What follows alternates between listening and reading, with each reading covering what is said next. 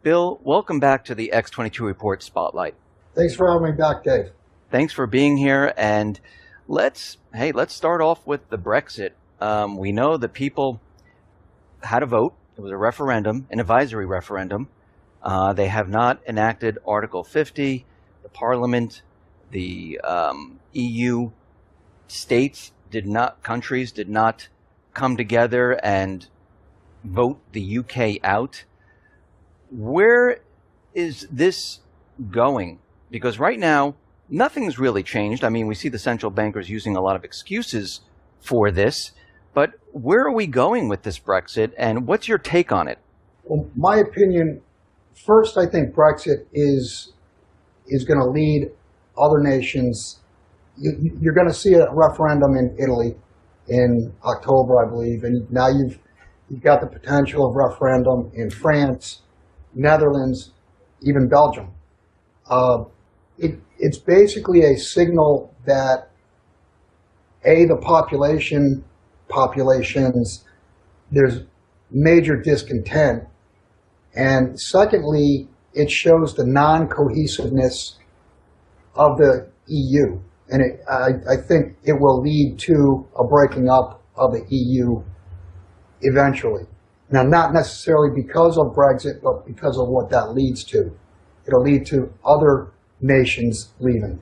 So since the Brexit has happened, we're seeing a lot of things happen in other countries. You mentioned Italy. We see the Italian banks, they are, imploding on themselves. Right. German banks, same thing. We see Credit Suisse, same thing. Most of these banks are insolvent. They have so many bad loans on their books. It's ridiculous. Are we at a Lehman moment? Is this a black swan where this is going to start the chain reaction of everything collapsing? Well, we're pre-Lehman moment. The Lehman moment is when a major bank does blow up. But if you look at the CDS, the credit default swaps, on the Italian banks, they're nearly at a level where they're forecasting a 70% chance of the Italian banks blowing up. You could also look at Deutsche Bank. Deutsche Bank, their credit default swaps are almost back to where they were back in February. The system is set up like dominoes, and you can't have any domino fall in either direction because the whole chain goes in both ways. So the volatility that we had after Brexit, and I wrote immediately that weekend, the volatility that Friday and the following Monday, without a doubt, has made insolvent many financial entities. We just don't know who they are yet. And it really does not matter who they are because the whole system is insolvent. It doesn't matter if it's Deutsche Bank or Monte Paschi or whoever. If you have your funds in East Podunk Bank USA, you're still going to go down the drain when the whole system goes down the drain. Because you can't have a major bank with hundreds of billions, or in the case of Deutsche Bank, 70 some odd trillion dollars worth of derivatives default and not take the entire system with it. It's going to take the whole system. There's not going to be any place to hide within the system. I agree with you. And you mentioned dominoes falling. And what's very interesting about this, and this is my take on it, and I know you have a different take about what happened with the Brexit, we see that the central bankers now, the EU, they're making excuses of, hey, look, we can bail out the Italian banks. Hey, we can create more currency right now. The Fed says, hey, wait a minute, we're not going to raise interest rates. And we see the stock market come down. And it looks like, to me, that they're letting the air out of the bubble, buying themselves some time, doing things that they normally wouldn't be, I'll use the word allowed to do in normal circumstances, because how do they explain it away? So they can use this as their excuse. What is your take? Do you see the same as me, or do you see something a little different? I look at it a little bit different. I agree with you Brexit has allowed or will allow, it already has, the ECB, I guess they've told Italy they could come up with 150 billion euros they could put into the system. ECB put 400 billion euros into the system the day or Monday and Tuesday after Brexit. So yeah, it did allow the central banks to do things like what we did back after Lehman, TARP. My opinion differs from yours, where I believe Brexit is going to be the event that they blame. In other words, they know the system's coming down. They know that the system is untenable. They know it's coming down, but they have to have something to point at. They have to have something to blame. And I think the blame is going to be put on Brexit. None of this would have happened if the British people were not unreasonable. I think that's what's going to be said. We know this is what the central banks do. They never take blame for themselves. I mean, they always point the finger, normally Right. at the people. Actually, the people pick up the tab. The people are in debt. The people always get blamed for everything. Right. They're never to blame. So, in your opinion, will the UK actually ever leave the EU? Who knows? I mean, the EU may break up before Britain invokes Article 50. I mean, who knows?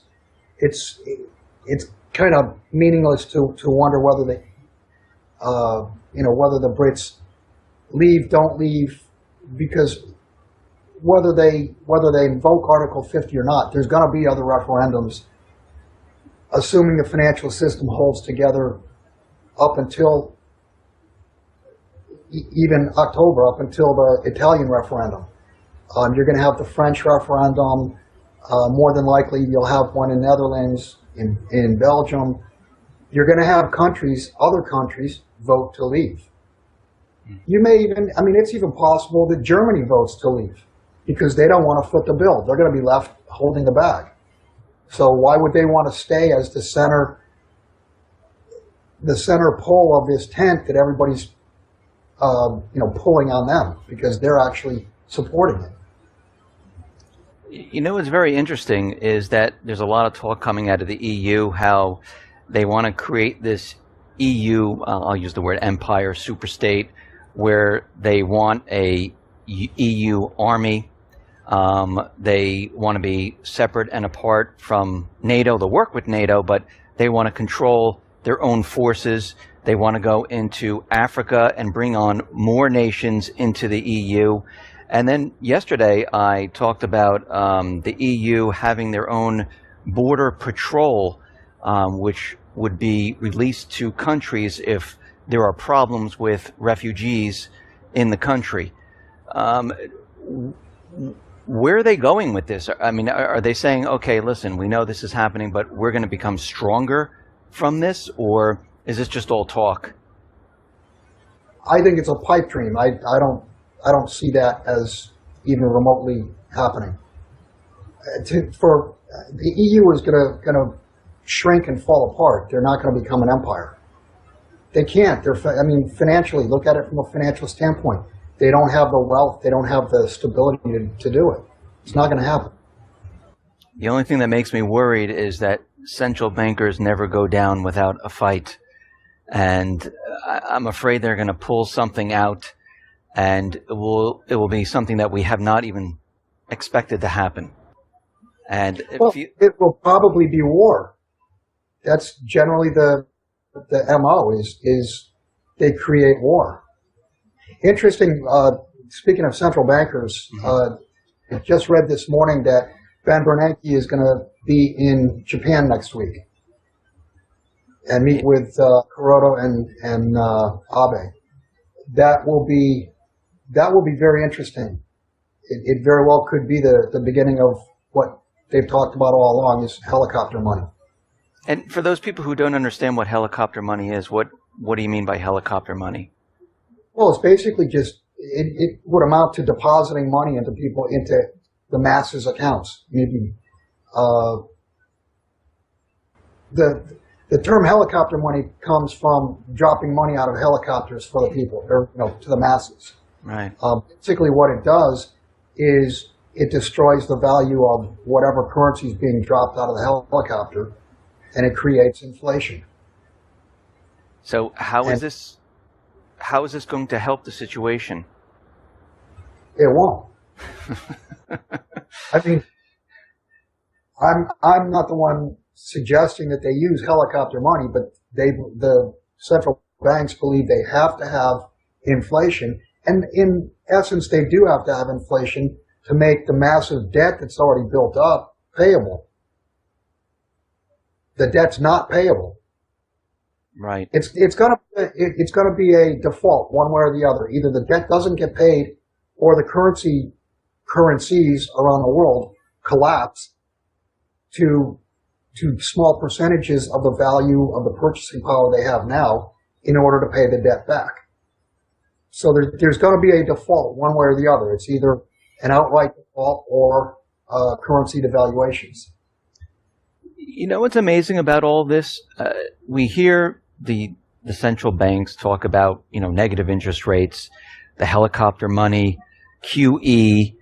I mean, at the end of all of this, I mean, what is their end game? Because none of this, I mean, everyone knows at this point that this is not going to fix anything. Are they just prolonging the inevitable? Well, they have been prolonging the inevitable. They've been prolonging the inevitable since 2008, 2009 with the various QEs, with the QEs out of Japan, out of Europe. So yeah, they're prolonging the inevitable. What it's going to do is, and I've said this all along, we're going to have a reset. We're going to have new currencies that are trusted. And the only way to have a trusted currency is one that is ratio backed by gold. And do you think, and where is this currency going to come from? Is it you talking about China or Russia, or you're talking about something completely different? Obviously, China has been accumulating gold, and it's my belief that you're going to, and this is just I guess you could say being sarcastic, but I could picture China putting all their gold reserves in the center of a football stadium and filming it for the world to see and say, here's our gold, and then ask the United States, where's yours? And that gold will go to back the currency. You've got others talking, like Jim Rickards is talking about the SDR is going to go back, and that's going to be the new currency. I don't see that. I can't see how it's possible, because the IMF is the gold that they say they have is mostly pledged gold. It's not gold that they actually have. It's pledged. So they're, I think, what is it, 2,800 tons or 3,200 tons, something like that. They don't actually have that gold. And if they were, even if they did have that gold, you'd be talking about a really big number. I don't know, $7,500, $100,000 per ounce in order for the 3,200 tons to be able to back a currency that could step in and replace the dollar. Talking about gold, we've seen gold surge. We're at 13 and change right now, 1350. It's coming down a little bit today. Is your forecast still gold continually moving upward? Well, gold is coming into the system. Gold is being remonetized. Gold is going to be what will, like I said, on a ratio, will back currencies. So, yeah, we're in it. If you want to call it a bull market, call it whatever you want, but gold is coming into the system. It's not going out. It's not going away. Do you think the central banks, the governments, do you think the manipulation has come to an end? Do you think they have the ability to manipulate the precious metals market anymore? Yeah, it's coming to an end. It has not come to an end. You can see that clearly with the amount of open interest expansion on COMEX. I mean, since the beginning of the year, there's roughly 250,000 additional contracts open on COMEX. That's what, 25 million ounces or something like that. I mean, that's an absurd number. And that has acted to dilute or retard the price of gold. And that's the way they've fought the battle, is by trying to slowly back up and slowly manage the price rise. But that's all going to end. And I've said this for a couple of years, and I get trolled whenever I say it. COMEX is going to default. I mean, it's just mathematically going to happen. The physical demand is going to far overwhelm the supply, and certainly far overwhelm the paltry inventories that COMEX is sitting on. I mean, right now we're seeing gold surge like we've been talking about, but we also see the dollar still very strong as gold is moving up. When do you think this is going to break and gold is going to continually move up and the dollar is going to start to devalue? Well, let me correct you on that. Okay. The dollar's not strong. Mm-hmm. It's that other currencies are weak. That's true. It's a basket of all fiat currencies. So you're saying that the dollar's strong. Well, yeah, it's stronger than the euro. It's stronger than the pound, the Australian dollar, the Canadian dollar, because those are so weak. If you look at gold in Canadian dollar terms, in Australian dollar terms, in British pound terms, in terms of euro, even yen, gold is either very, very close or at and making new highs versus those currencies. So though gold is down, $500 or thereabouts from the peak back in 2011, 2012 in dollar terms, gold in terms of British pounds, Canadian dollars, Australian dollars, euros, etc., is basically making new highs. So you're watching those currencies devalue. They're devaluing versus the dollar and devaluing versus gold. So to answer your question, yeah, at some point you're going to see a major revaluation higher in gold versus the dollar, and then you'll see that all fiat currencies are collapsing. The dollar is going to be the last fiat currency to go. So we're going to see like fiat currencies in around the world all start to collapse, and then it will eventually end up here in the United States. Right. Well, you're watching that. That's what's happening right now. That's why you're seeing gold go to new highs in foreign currency terms. We have a perfect storm headed our way. When we look at the economic indicators, they're trending down. GDP, manufacturing, trucking, rail traffic. Gold is surging. Stock market's bouncing all over the place. And then we have the elections. Hillary was cleared by the FBI. And we see now we have two candidates, Hillary and Trump, that are running. We see that the U.S. is continually moving troops into the Middle East, into Eastern Europe, into the Pacific, provoking different countries, Russia, China, North Korea. Here we are. Where are we going at this point? Because we're at a point where everything is coming together right now. And do you think that these elections will happen come this fall? Well, I've said for 6 months now that I think there's less than a coin flip chance that we actually have an election. And especially if it looks like Trump is going to win, we won't have the election. Because that would basically, I do believe that he's an outsider. I don't think he's a Trojan horse. And I don't think that the power structure could allow Trump to become president, because then the supposed rule of law that we have now, which is no rule of law at all, which you saw with Hillary, a real rule of law would put all kinds of people in jail.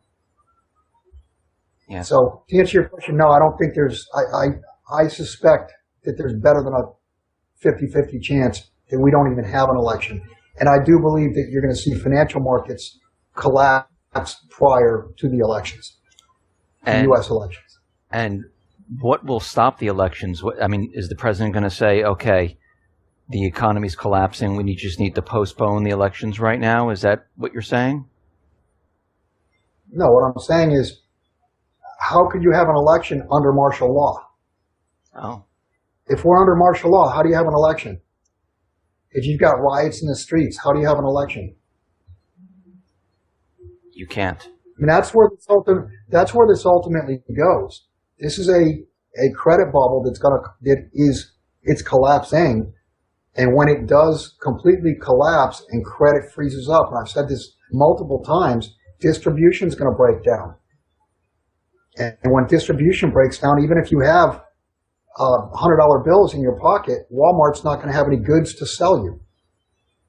And you'll see the EBT, food stamp cards will cease. There wouldn't be goods anyway, but you're going to have a very hungry and very angry population. So people should be looking at Venezuela right now and taking note about what they're experiencing right now, where people are lining up to get food, people are fighting over beef. You're saying the same thing's going to happen here? Yeah, absolutely. I mean, it's the roadmap. Just look at what is happening there. Listen to accounts of what people wish they had stocked up on, and that's what you need to be doing. I mean, you're talking about even if you have money, yeah, you can get a hamburger, but it's $170 for a hamburger. Dollars. I'm not talking about in Venezuelan bolivars or whatever. In U.S. dollars, a hamburger is $170. So the goods are just not available to be had. And that's where we're headed because, like I said, everything runs on credit, and without credit, distribution doesn't happen. And goods don't make it to Walmart shelves. They don't make it to Main Street. So you're saying right now that you don't think we're going to make it into this fall. You think the economy is going to crash during this time period? Well, I think the financial markets are going to crash, and that will finish off what's going on in the economy. I mean, the economy's weak. Like you were talking about trucking and the Baltic Dry Index numbers, etc. Those are showing you that the economy is definitely soft and weakening all around the world. But a collapsing and collapsed financial market will bring global trade, the global economy, to a standstill. I just wanted to get into a little bit about war, and I know this is not your expertise, but I just wanted to ask you, since we're heading in this direction of the economy's crashing, no election, you still see war headed in our direction? Yeah, probably. I mean, the U.S. is running around the world poking a stick in everybody's eyes. So, and I've also said before that war would be certainly a logical thing to occur to point at, as well our policies would have worked if it wasn't for the war. And just look at history. If you look at history for the last 2,000 years, when trade goes bad, or when one nation defaults on another nation, they start wars. And it's the belief in Washington that war is good for the economy. It used to be that war is good for the economy. It's no longer, that's no longer the case, because what's going to happen is the U.S. no longer manufactures anything. So if we went to war over the South Sea Islands with China, or we went to war with Russia, and assuming that nuclear weapons were not used, the U.S. is going to be isolated. Our imports are just going to stop. The world won't take dollars from the U.S., and we don't have the ability to manufacture the goods that we use every day. So this time around, in my opinion, war is going to be a disaster for the U.S. financially. So what we're talking about here is an economic collapse, no elections, martial law, and war, all happening, coming up very soon. Let me ask you this. What does America look like? Like, what type of economy are we going to have after all of this? I mean, we'll no longer, I assume, be the reserve dollar of the world.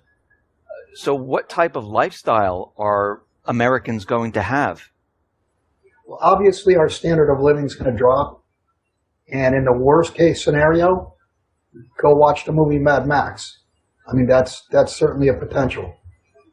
If the credit system does seize up, then you might as well watch the Mad Max movie, because that's where we're headed. Barter, I'll give you this for that. So going after that point, you don't think we'll ever get back to the way our lives are today? To answer that question, in your and my lifetime in the United States, I think the answer is clearly no. There's no way to go back to the 1950s, where we were the manufacturing base of the world. There will be no way in our lifetime during the last 50 plus years where we're the financial center of the world. That's not going to happen. Now, could it happen in 50 years or 100 years? Can the U.S. rebuild? Yes, certainly. And there will be a new system that arises, and that system will grow and build on itself, but it's going to be very different from the way we grew up.